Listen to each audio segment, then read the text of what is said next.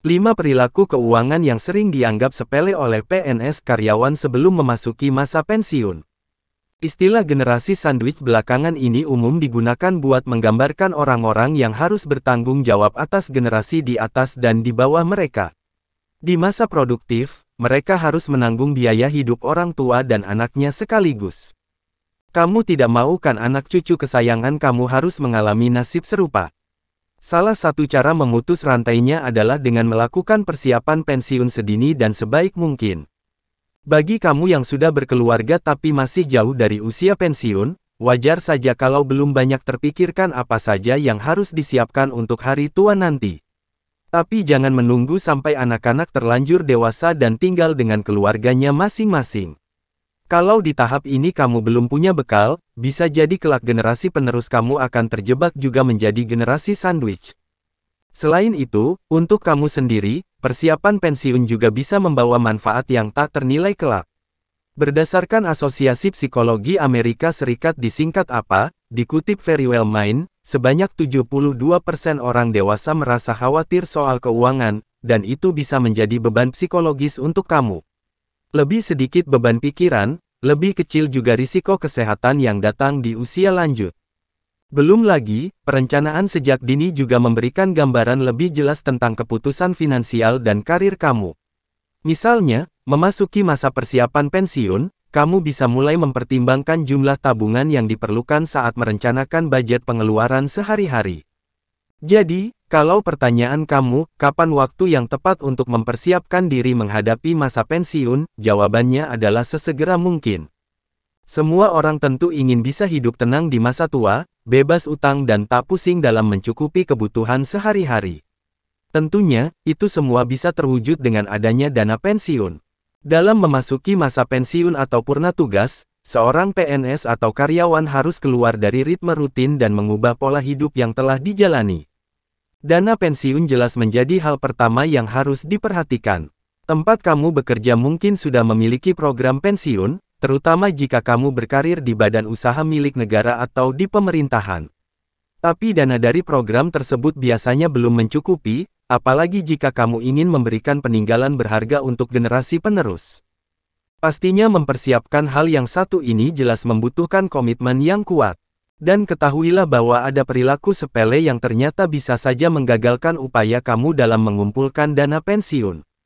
Alhasil, dengan dana pensiun yang kurang, kamu masih harus bekerja mencukupi kebutuhan sehari-hari. Berikut ini adalah 5 perilaku keuangan yang sering dianggap sepele oleh PNS karyawan sebelum memasuki masa pensiun. 1. Tidak tahu berapa dana pensiun yang ideal. Sehandal apapun kamu dalam menghasilkan keuntungan saat investasi, kamu tidak akan berhasil jika tidak mengetahui berapa besar dana pensiun yang kamu butuhkan nanti. Hitunglah kebutuhan pensiun kamu dengan menghitung total pengeluaran tahunan kamu, dan tingkat inflasi rata-rata di Indonesia. Sesuaikan pula perhitungan itu dengan tahun di mana kamu akan pensiun. Alhasil kamu bisa mendapatkan gambaran, berapa besar dana yang harus kamu kumpulkan dan berapa lama proses investasinya. Setelah Anda mengetahuinya, kamu bisa memulai proses investasi secepatnya. 2. Menunda investasi. Usia kamu mungkin masih kepala 2 dan usia pensiun kamu di kepala 5.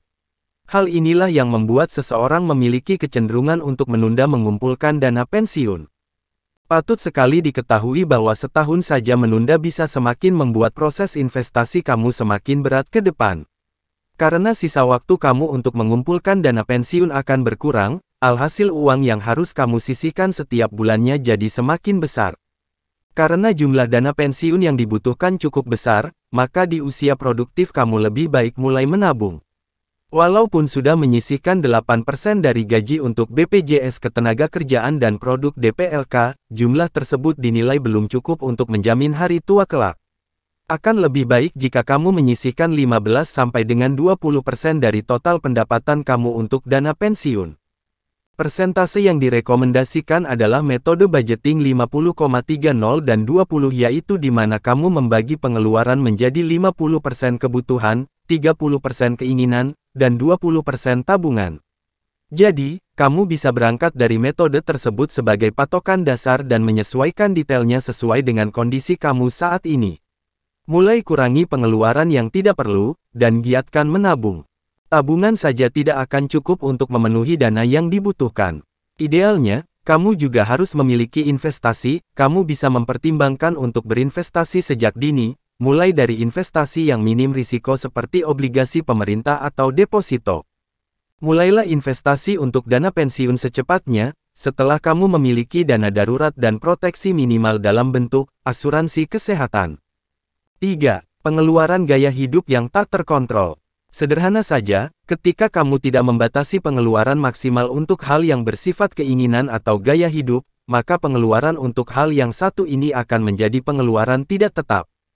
Cukup berbahaya apabila kamu membiarkan hal ini, karena besar kemungkinan pengeluaran gaya hidupmu akan mengalami kenaikan saat penghasilan kamu naik. Ketika pengeluaran gaya hidup melonjak, maka dikhawatirkan pengeluaran untuk investasi jadi semakin berkurang. Apalagi kalau pendapatanmu melebihi pengeluaranmu demi memenuhi gaya hidupmu yang bersifat keinginan. Kalau keinginanmu dapat kamu sesuaikan dengan pendapatanmu, itu masih wajar. Yang tidak akan wajar dan berbahaya adalah apabila kamu memenuhi keinginanmu dengan cara berhutang. Akhirnya, bukan pendapatan yang bisa kamu hasilkan, malahan beban hutang yang bisa lebih memberatkan beban hidupmu di masa tua nanti. Untuk itu kamu harus berpikir cerdas selagi masih produktif bekerja demi untuk merencanakan dan menata masa tuamu. Salah satu caranya adalah dengan mengalokasikan dana maksimal 15-20% dari penghasilanmu per bulan untuk pengeluaran gaya hidup. Tapi jika kamu sudah bisa merasa cukup dengan 10% atau lebih rendah lagi dari penghasilanmu untuk gaya hidup, maka itu akan jauh lebih baik. 4. Profit taking sebelum waktunya. Tidaklah mudah untuk memulai investasi jangka panjang tanpa sebuah komitmen dan pengetahuan yang baik. Dengan alasan mengamankan modal, bisa saja di tengah jalan kamu mencairkan investasi dana pensiun kamu, karena keuntungannya sudah menggiurkan. Apakah hal ini boleh dilakukan? Keputusan ini bisa menguntungkan, bisa juga sebaliknya. Ketika dana tersebut dicairkan dan tidak kunjung diinvestasikan kembali, maka ada potensi dana itu malah terpakai untuk hal yang tidak semestinya.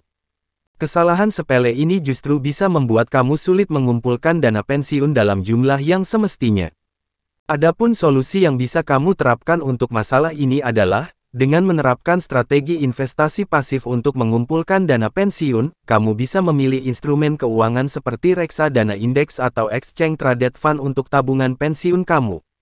Investasi pun dilakukan secara berkala, dan manfaatkan momentum koreksi pasar untuk menambah investasi kamu. 5. Mindset anak adalah investasi. Alangkah lebih baik bagi kamu untuk bisa mandiri secara finansial dan bisa memberikan bekal yang bermanfaat bagi anak hingga cucu. Bukan malah menjadikan mereka sebagai generasi sandwich yang harus membiayai hidup orang tua serta keluarga intinya. Tantangan finansial yang akan dihadapi anak kamu di masa depan, tentu akan semakin berat lantaran ada inflasi, perkembangan teknologi, dan lain sebagainya. Ketika mereka harus menanggung biaya hidup kamu dan keluarganya kelak, maka cucu kamu pun berpotensi mengalami nasib yang sama di masa depan. Itulah 4 perilaku sepele yang berpotensi menggagalkan terkumpulnya dana pensiun bagi PNS atau karyawan. Persiapan pensiun memang mudah untuk dikesampingkan mengingat kebutuhan sehari-hari yang terus meningkat. Namun, mari kita mulai bersiap sedini mungkin demi ketenangan kita sendiri kelak dan juga masa depan keluarga serta anak cucu kesayangan kita.